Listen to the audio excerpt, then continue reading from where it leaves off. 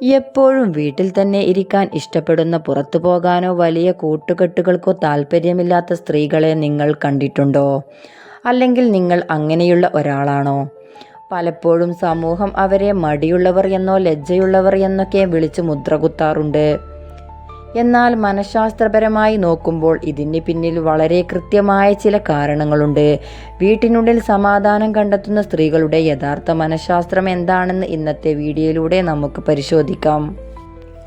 അവർ ആളുകളോട് സംസാരിക്കാനോ പുറത്തു പോകാനോ മടിയുള്ളവരല്ല. പകരം അധികം ആളുകൾ ഉള്ള സ്ഥലങ്ങളിൽ നിൽക്കുമ്പോൾ അവരുടെ മാനസിക ഊർജം പെട്ടെന്ന് കുറയുന്നു. വീടിൻ്റെ സമാധാനപരമായ അന്തരീക്ഷത്തിലാണ് അവർക്ക് ആ ഊർജം തിരികെ ലഭിക്കുന്നത്. വീട് എന്നത് അവർക്ക് കേവലം 4 ചുമരുകൾ മാത്രമല്ല, മറിച്ച് സ്വന്തം വികാരങ്ങളെ നിയന്ത്രിക്കാനും ആരെയും ബോധ്യപ്പെടുത്തുവാനുള്ള സ്വന്തം തത്വമായിരിക്കാനും കഴിയുന്ന ഒരു സേഫ് സോൺ ആണ്. വീട്ടിനുള്ളിൽ കൂടുതൽ സമയം ചെലവഴിക്കുന്ന സ്ത്രീകൾക്ക് പുസ്തകം വായന, എഴുത്ത്, ആർട്ട്, പാചകം തുടങ്ങിയ പുതിയ കാര്യങ്ങൾ പഠിക്കാനുള്ള ശ്രദ്ധ കേന്ദ്രീകരിക്കാൻ കഴിയും.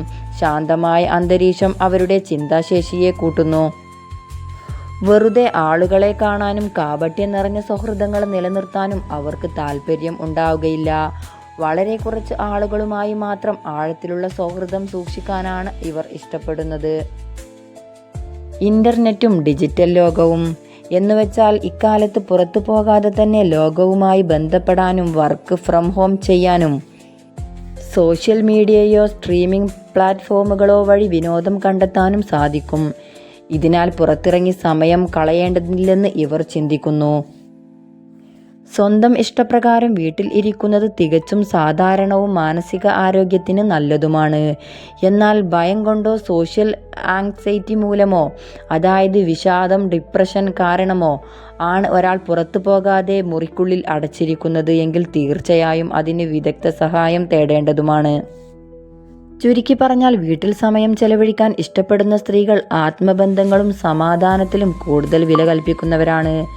നിങ്ങളും അല്ലെങ്കിൽ നിങ്ങൾക്കറിയുന്നവരും ഇങ്ങനെയുള്ളവരാണോ? നിങ്ങളുടെ അഭിപ്രായങ്ങൾ താഴെ കമൻറ്റ് ചെയ്യൂ. വീഡിയോ ഇഷ്ടപ്പെട്ടെങ്കിൽ ലൈക്ക് ചെയ്യാനും കൂടുതൽ സൈക്കോളജി അറിവുകൾക്കായി ഈ ചാനൽ സബ്സ്ക്രൈബ് ചെയ്യാനും മറക്കരുത്. അടുത്ത വീഡിയോയുമായി വീണ്ടും കാണാം. നന്ദി.